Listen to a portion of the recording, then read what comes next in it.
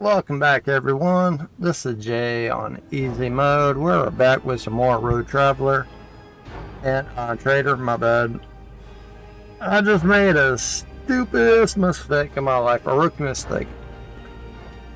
I was playing James Bond 007, and I forgot to hit the record button.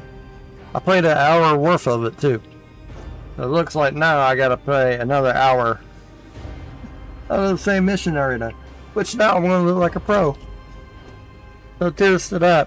But we are gonna be playing now an hour of this, and I hope y'all are ready for it. Let's get going. I still do not see our purpose in coming.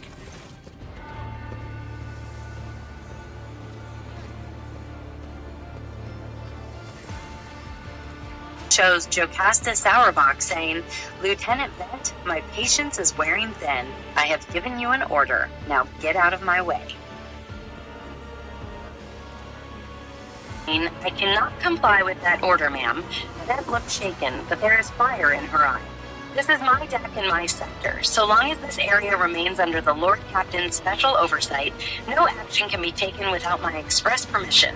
There are only 3 people who are authorized to make me stand down: the first officer, the rogue trader, and the Emperor himself."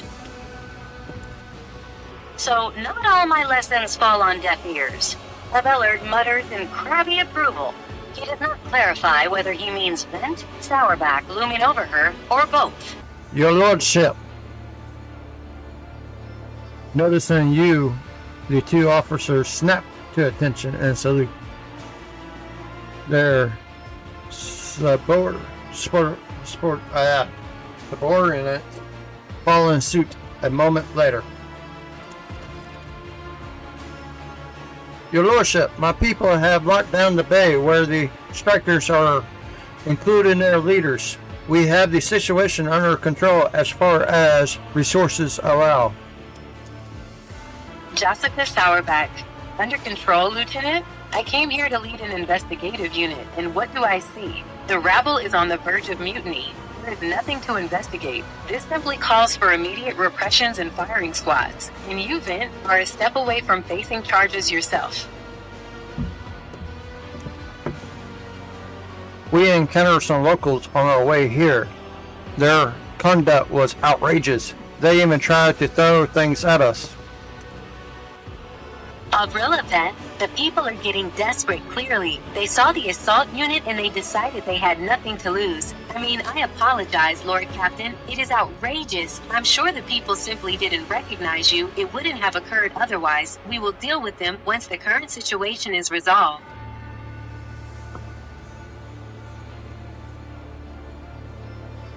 Is that all you have to say?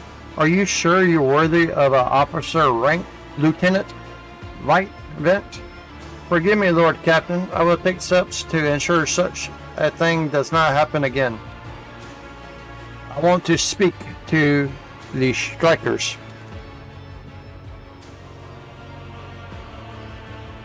Everlord's mouth twists, but he restrains himself and says nothing. Right you are, Lord Captain. Allow me to wish you good luck.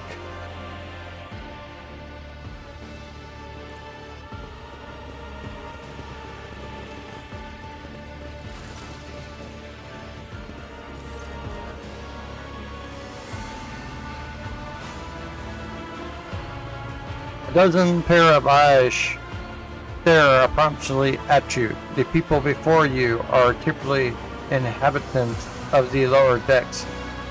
You take in their simple clothing, crude weapons, and face that displays levels of mutation. Variance levels of mutation from their. Alright, well.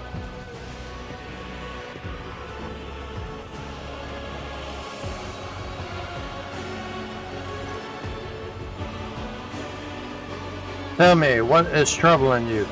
Why are you striking?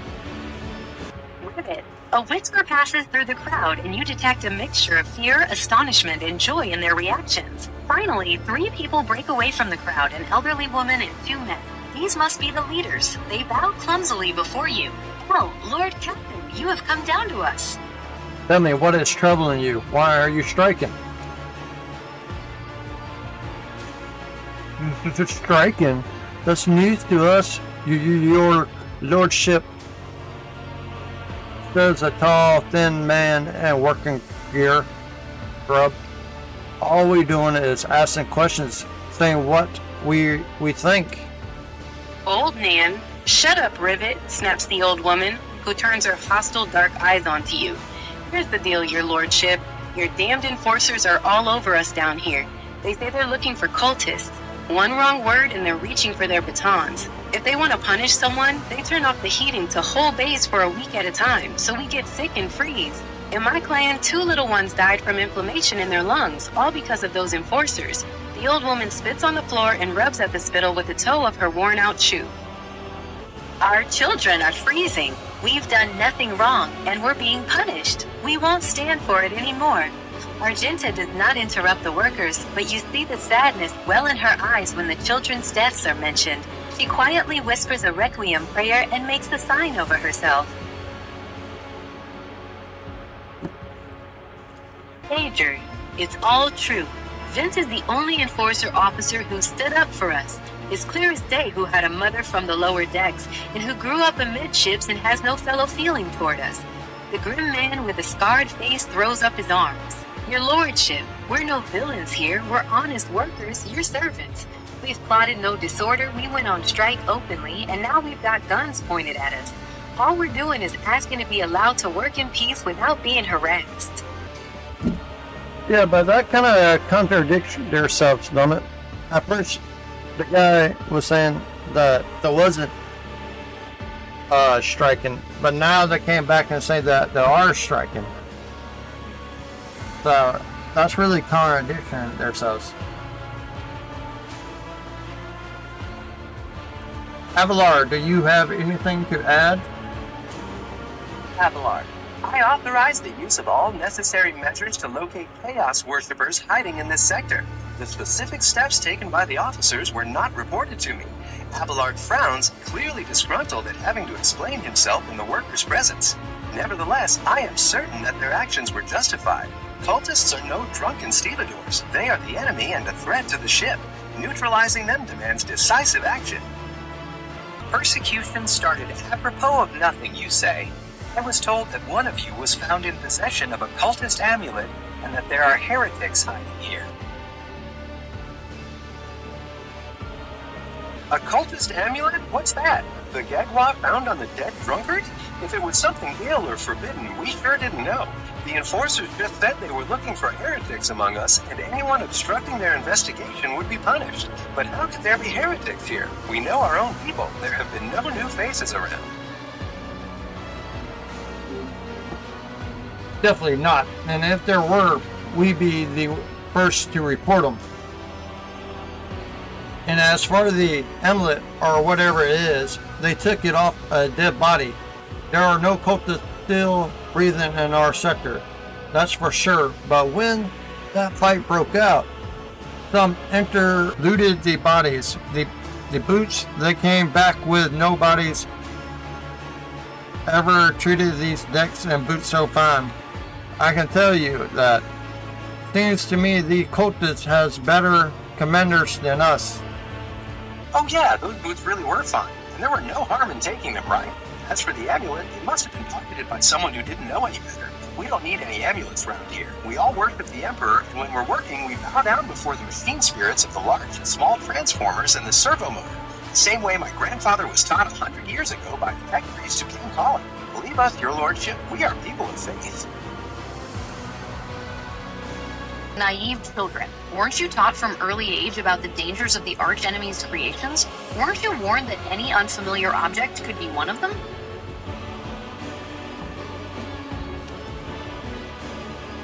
We were told, Holy Sister, but it was long ago. The last time we saw a confessor in our sector. It was just after I had my third little one.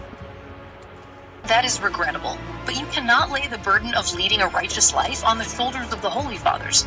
Who will you blame when beasts crawl out of those amulets you stole from the heretics? The Holy Father who was not there? Or the scavenger who brought evil down on himself and his neighbors?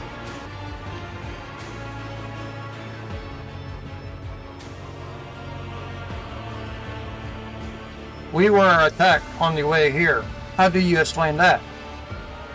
Old Nan, here's an explanation for you. The people have been pushed to their limit and now they're lashing out.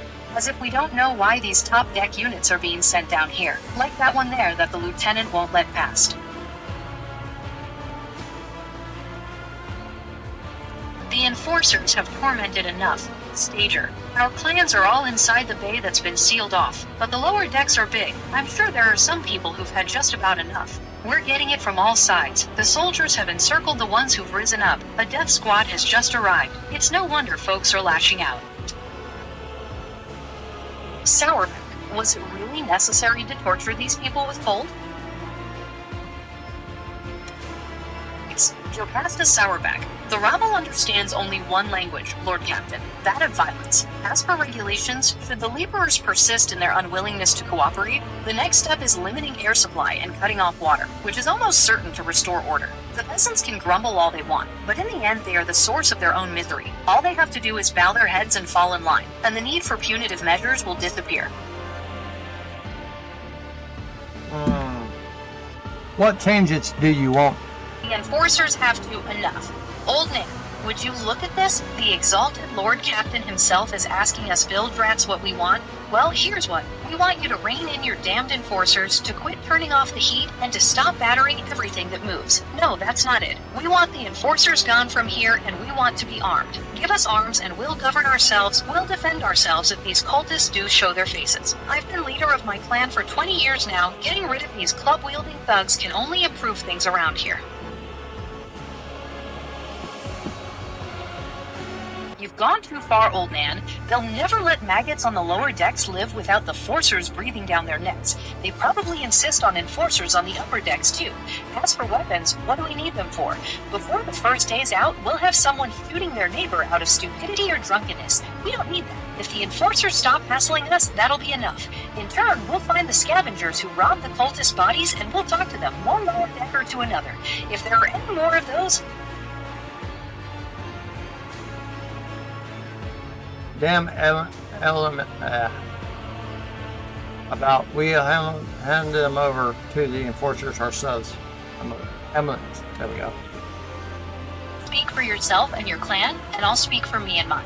I don't want empty gestures. I want real change. They'll promise us the world now, but as soon as the Anointed One turns his back, these brutes will be on us even harder than before. All because we dared to speak out.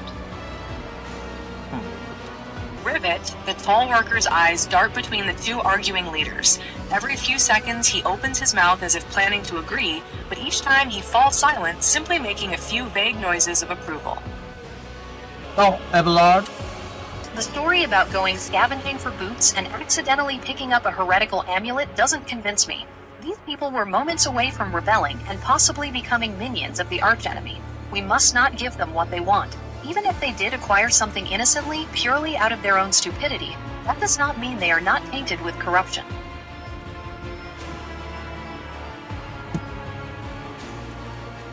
What begins as petty thievery can turn into a far graver problem. I have seen it before. Abelard's face darkens momentarily. In my second war, there was a sergeant in the Imperial Guard regiment that was stationed nearby. The sergeant took an ordinary pocket knife from the body of a heretic, and his whole unit lost their lives for it. When they finally managed to break into the barracks, they found not a single survivor, only the pocket knife, which had grown through all the rows of beds like a metal choking vine. So when it comes to scavengers, malcontents, strikers... Governors... or whatever they turn into next. Their deck is simple. Give them no quarter. Master at arms, where do you stand? Give the rabble a Grox, and they will take an Agro-World, Lord Captain. Stand brute force and will interpret any concession as a sign of weakness. Giving them weapons and recalling the enforcers would be folly. It would only be a matter of time before we had a full-scale mutiny on our hands.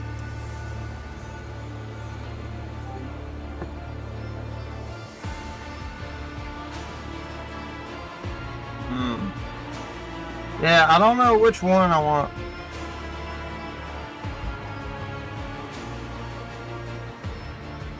Nah, I ain't gonna give them no weapons.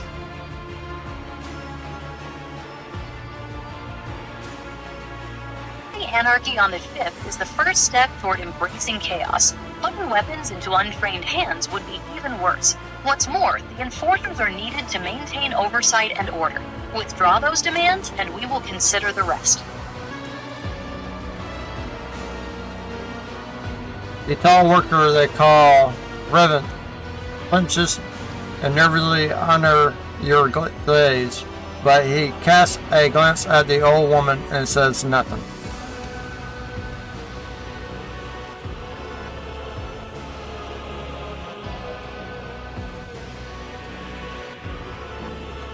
I don't like seeing the clans deport poor at odds with each other, but I agree with the Lord Captain. I won't demand the disbanding of the enforcers.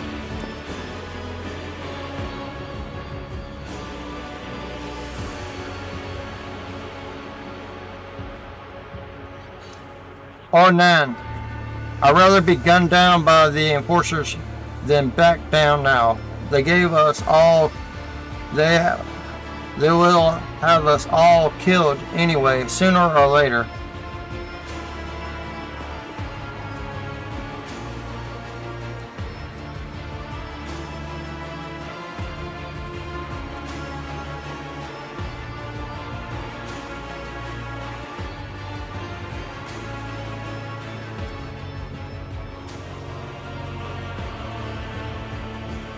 Yeah, at this point, I'm going to say you have failed to convince me of your trustworthiness.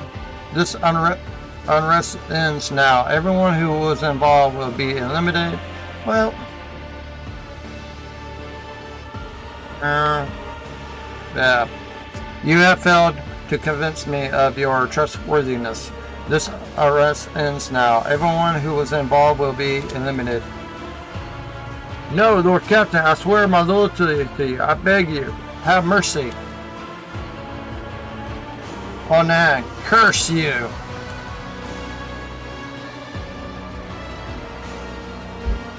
Yes, Lord Captain.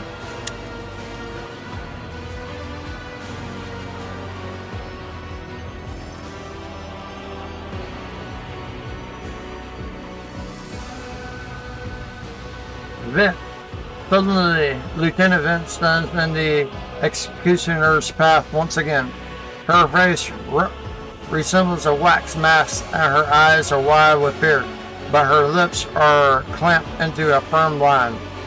If you want to mow down everyone in Port 4, you can start with me. Avril Vent. Sorry, I've let everybody down. It's not clear who her words refer to, Abelard, her comrades, or the striking workers who are now doomed to die. Vent reaches forward and grabs the barrel of the weapon aimed at the crowd. Your execution is assured. We gotta go kill him now.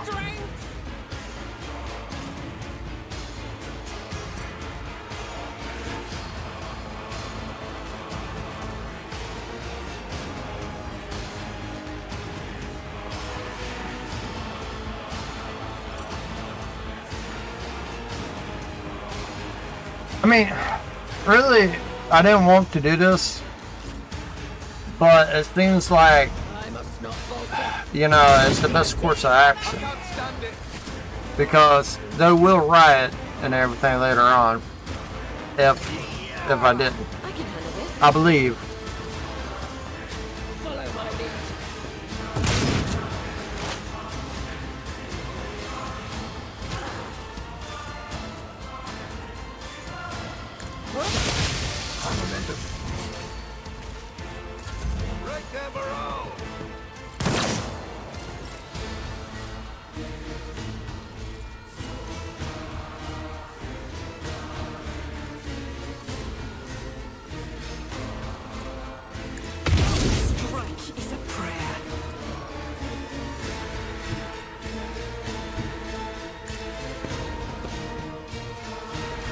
I'll do it. Join me in prayer. Stay sharp. When the fate you want. What a Now it's time to loot. I mean, if you go by so say like Judge Dredd, if you're doing something like that, they would be dead anyway. Like, he would be like, I could sentence you to death. But yeah, I really didn't want it to end at like, I didn't want it to end like that. But, you know, I don't want no riots on my ship.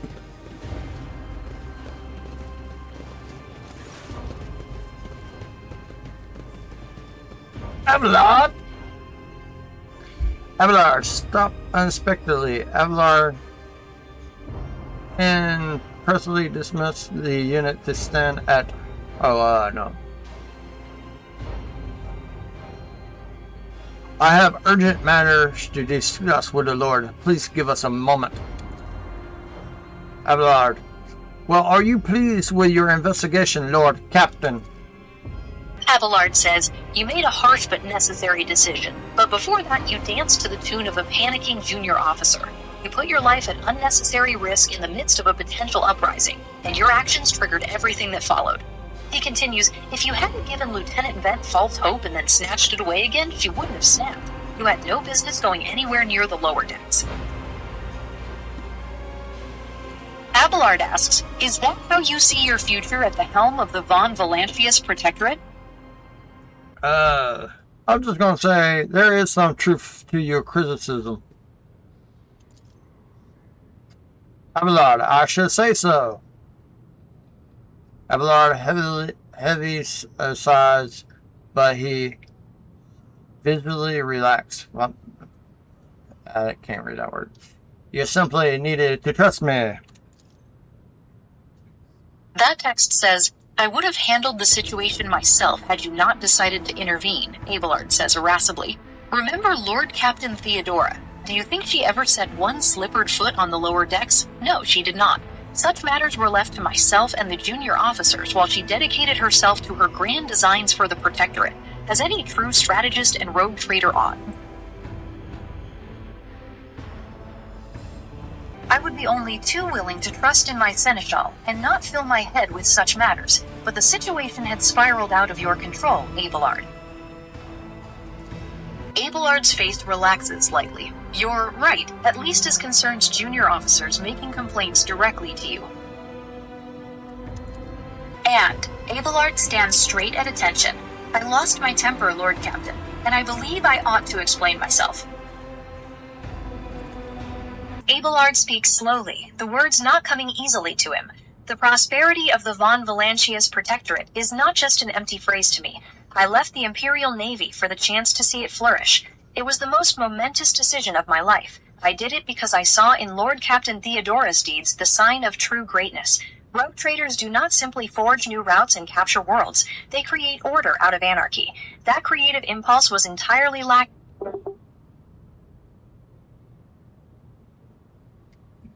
During my time in the military. So I left behind everything I had known, everything my family had known. I come from a long line of officers, and I embarked upon this incredibly reckless venture.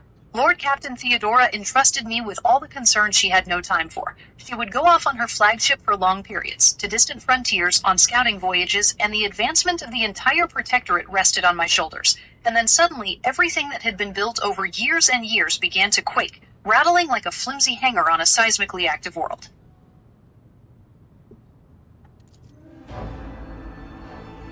The senior officers betrayed us all. The rogue trader was killed, and who knows what is happening on the planets. I tell you this honestly, without fear of appearing weak. All this has come as a grievous blow to me. I am not panicking or grieving, because I cannot allow myself to panic or grieve. I am duty-bound to aid the new rogue trader, to aid you, to find your footing as quickly as possible. And to do that, I must insulate you from problems that in the past have been dealt with by tried and tested procedures set out in the ship's regulations. Procedures that were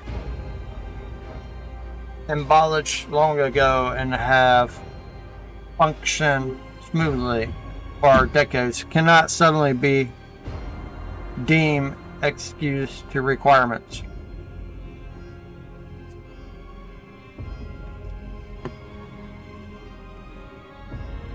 I understand, but you need to learn how to respect me as your Lord, Captain, and Road Trader. Accept it and start living in a new world. A world where Theodore is gone and where you and I have new decisions to make. Abelard solemnly inclines his head. Yes, Lord Captain. After a moment's silence, he adds, looking at you with interest, your resolve is admirable and demonstrates strong leadership. I'll remember this moment, should my old habits ever begin to creep back in. Now please let us leave the lower decks. If the Lord Trader desires to stretch his legs, there are far more suitable places. Yeah. So I'm gonna read what I can. Onward to And victory. I know a lot of people hate AI, but I'm gonna use the AI to read the things that I cannot read. This way, for the people who have microphones in their ears or headphones in their ears while they're listening at work, they can still join us along.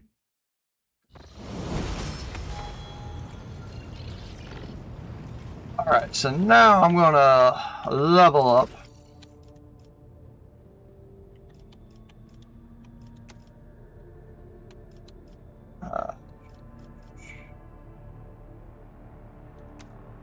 Picking that one.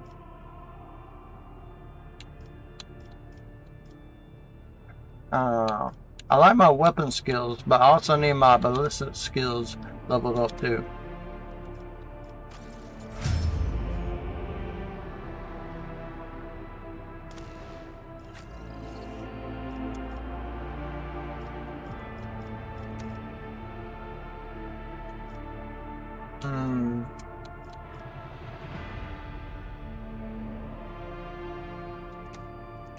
Through.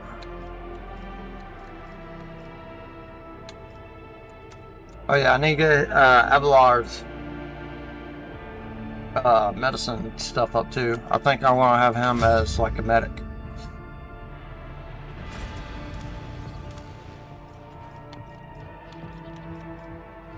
Ah, I can't level up again. Aha! Yes, I can. Maybe. No.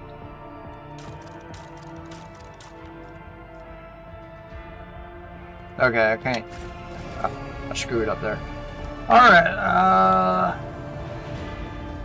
I need now to travel somewhere else.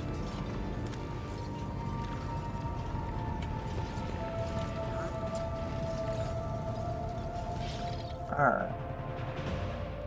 Where am I going?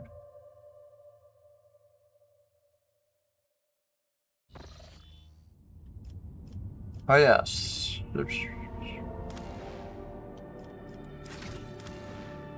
Yes. So I am going here so we can give a navigator.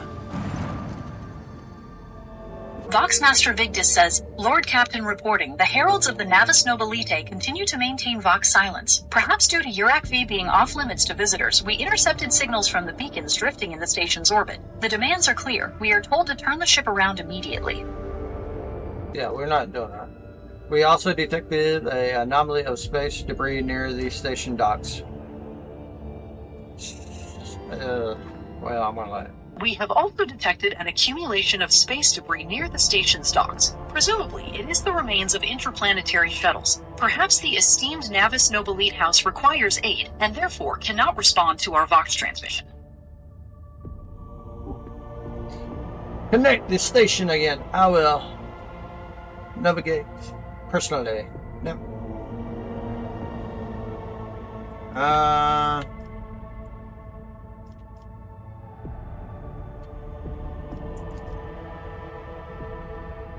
I am sorry, Lord Captain. This station does not reply even after an official greeting by the Road Trader and the director of your intent to navigate and whatever.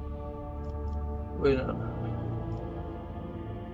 Order the crew to commence docking with the station.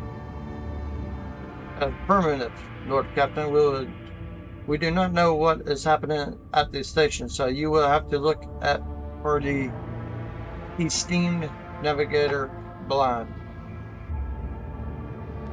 Dock safely, it means you God.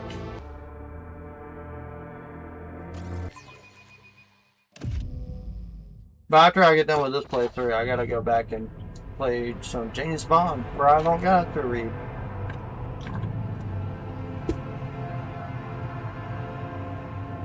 Pathetic worm. You dare to argue with your master? It was not you whom I swore to serve within these walls. My lips are sealed. Confess. What was the old man's last command? What are you planning? Give up, Keeper. You have lost this battle. Again. We're getting nowhere with these ones, sir. Permission to execute them.